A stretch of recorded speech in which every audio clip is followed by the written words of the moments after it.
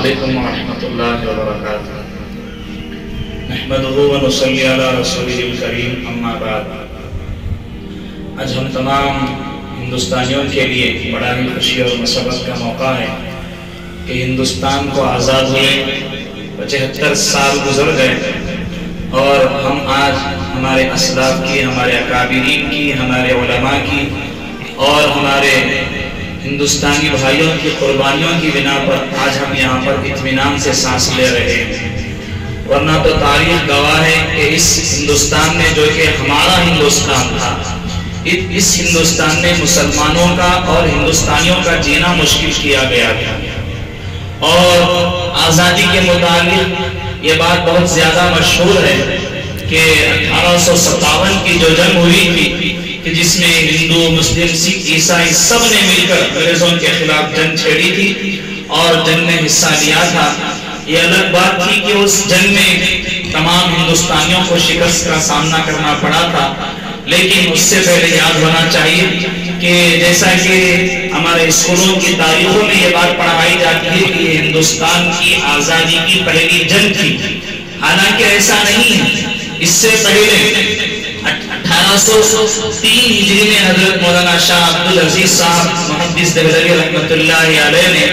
انگریزوں کے خلاف ہندوستان کے اندر جہاد کو فرض ہونے کا فتویٰ جاری فرمایا تھا، اور اس سے پہلے 1799 میں 1799 میں حضرت ٹیپو سلطان شہید رحمۃ اللہ علیہ کو شہید کیا گیا تھا، اور اس سے پہلے سراج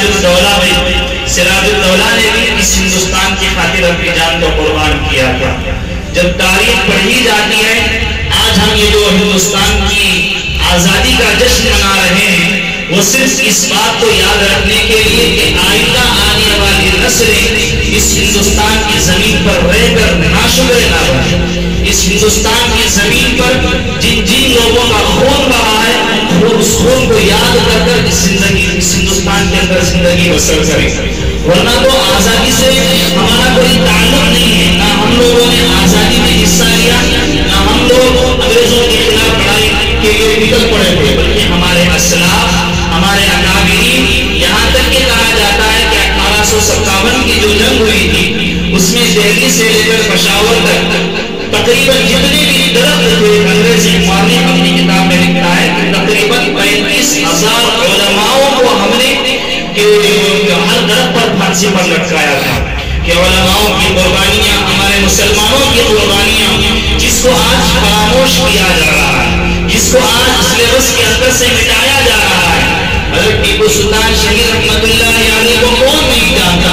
بچہ آپ کے ٹیپو اور سلطان ہونے کی گواہی دیتا ہے، آپ کے اس وطن عزیز کے لیے مر مٹنے کی اور قربانی کی گواہی دیتا ہے، لیکن آج جو ماحول ہمارا ہے، جو آج مسلمان دشمن ہیں، وہ حضرت ٹیپو سلطان کو غدار وطن کے نام سے یاد کرتے ہیں۔ اور 2-3 دن پہلے بھی ایک واقعہ شہر منظور کے اندر پیش آیا کہ جس میں حضرت ٹیپو سلطان شہید رحمۃ اللہ علیہ کو بینر کو پھاڑا گیا تھا۔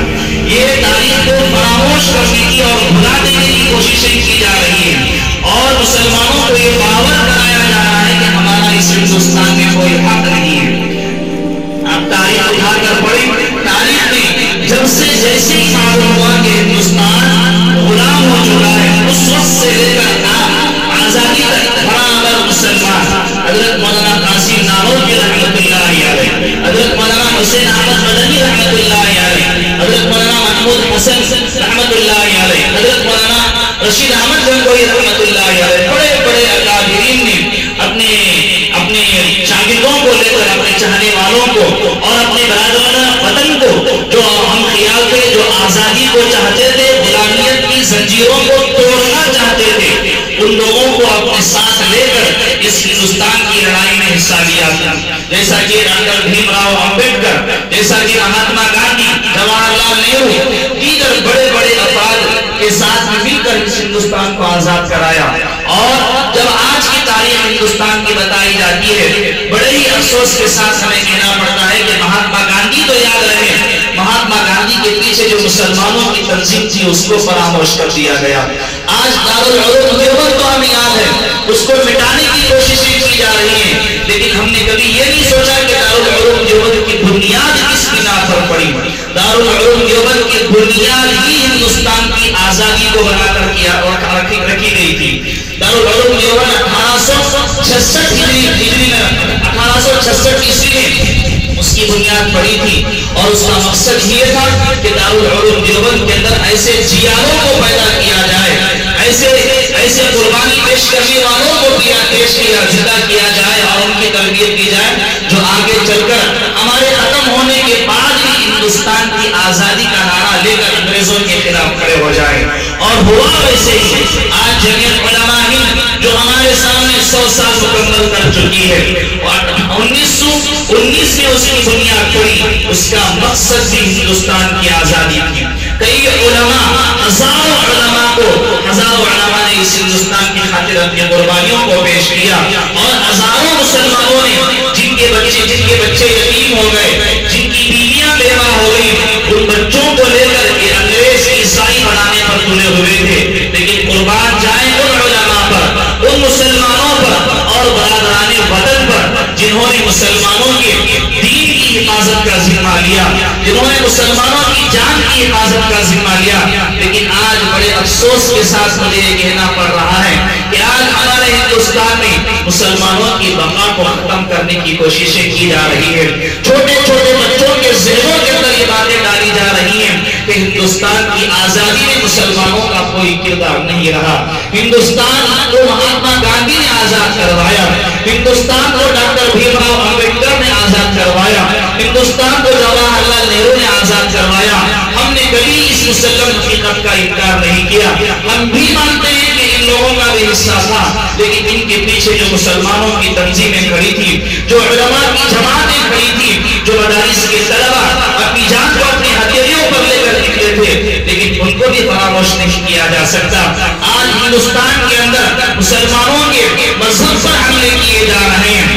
مسلمانوں کے حقوق کو چھیننے کی کوششیں کی جا رہی ہیں، کبھی سی اے اے کا نام لے کر، کبھی این آر سی کا نام لے کر، اور کبھی طلاق کے نام پر قرآن اور اسلام کے اندر مداخلت کی جا رہی ہے، کبھی حجاب کو بنیاد بنا کر مسلمانوں کے خلاف فرمان جاری کیے جا رہے ہیں، طرح طرح کی سازشیں رچی جا رہی ہیں۔ لیکن ہمیں ایسا محسوس ہوتا ہے کہ ہندوستان کے 75 سال آزادی کو گزر گئے، لیکن آج بھی ہمارے پیروں کے اندر غلامیت کی زنجیریں پڑی ہوئی ہیں۔ لیکن ہمیں ہندوستان والوں کو یہ باور کرانا چاہیے کہ ہندوستان آزاد ہو چکا ہے، ہندوستان کو مسلمانوں نے آزاد کروایا، اور جو مذہبی تشخص کو بنیاد بنا کر ہندوستان کی آزادی 1951 میں جو جمہوریہ کے نام پر دن منایا جاتا ہے، جس میں جمہوریت کو عام کیا گیا کہ برابر مسلمانوں کے حقوق ویسے ہی رہیں، ان کی حفاظت ویسے ہی رہے گی جیسے غیر مسلموں کے حقوق کی حفاظت کی جاتی ہے۔ تو بہرحال ہم اللہ تبارک و تعالیٰ سے دعا کریں کہ اللہ تعالیٰ سب سے پہلے ہم ان علماء کی، ان مسلمانوں کی اور برادران وطن کی قربانیوں کو ہم سلام پیش کرتے ہیں، اور آج کے دن ان کی قربانیوں کو یاد کر کر ہم اپنے دلوں کے اندر ہندوستان کی محبت کو اور بڑھانے کی ہم کوشش کرتے ہیں۔ اور اسی کے ساتھ ساتھ اللہ تعالیٰ سے دعا ہے کہ اللہ تبارک و تعالیٰ ہمارے دلوں میں ہندوستان کی سچی محبت داخل فرمائے، اور جو غلامیت کی زنجیریں ہمارے پیروں میں باندھنے کی کوششیں کی جا رہی ہیں، اللہ تعالیٰ سے دعا ہے کہ اللہ تعالیٰ جس طریقے سے ہمارے اکابرین نے اس ہندوستان کی آزادی کی خاطر اور جمہوری ملک بنانے کی خاطر اپنے تمام تن من دھن کو قربان کر دیا، اللہ تعالیٰ ان کی قربانیوں کے طوفیل میں آج جو ناانصافوں کی اور ظلموں زیادتی کی جو ہوائیں چل رہی ہیں، اللہ تبارک و تعالیٰ ان ہواؤں کا خاتمہ فرمائے۔ آمین و آخر دعوانا الحمدللہ رب العالمین۔